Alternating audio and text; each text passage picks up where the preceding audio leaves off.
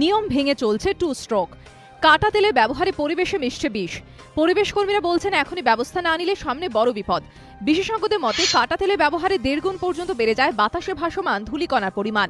হু করে বাড়ে benzene, polycyclic aromatic hydrocarbon, oxide of sulphur এবং অক্সাইড অফ নাইট্রোজেনের মাত্রা। বাতাসে এসব উপাদানের পরিমাণ বাড়লে তা শরীরের পক্ষে অত্যন্ত ক্ষতিকারক বলে মত বিশেষজ্ঞদের। ফুসফুসের ক্যান্সার, আমাদের ট্রাকিয়াল ক্যান্সার, ব্রঙ্কিয়াল প্রবলেম, এগুলো তো হয়ই। রক্তে অক্সিজেনের বহন ক্ষমতা কমে যায়।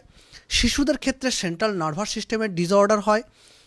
মেয়েদের ক্ষেত্রে ক্যান্সার হওয়ার প্রবণতা বাড়ে।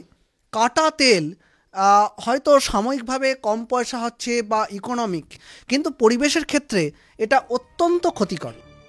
পরিস্থিতি যাতে নিয়ন্ত্রণের বাইরে না চলে যায় সেজন্য অবিলম্বে নজরদারি বাড়ানোর পরামর্শ দিচ্ছেন বিশেষজ্ঞরা।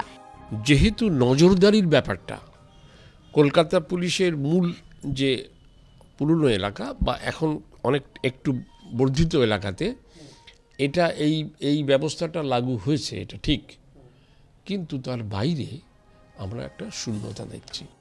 কিন্তু ছবিটা কি বদলাবে? বেআইনি হলেও কাটা তেলের কারবার তো চলছে রমরমিয়ে।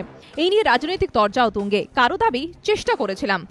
বামফ্রন্ট থাকাকালীন কলকাতা শহর থেকে এলপিজি কনভার্সনটা হয়ে গেল। তারপরে যে দ্বিতীয় দফায় শহরতলি এলাকায় এই সরকার এসে কিচ্ছু করেনি, কোনো নজরদারি নেই, কোনো দায়িত্ব নেয়নি।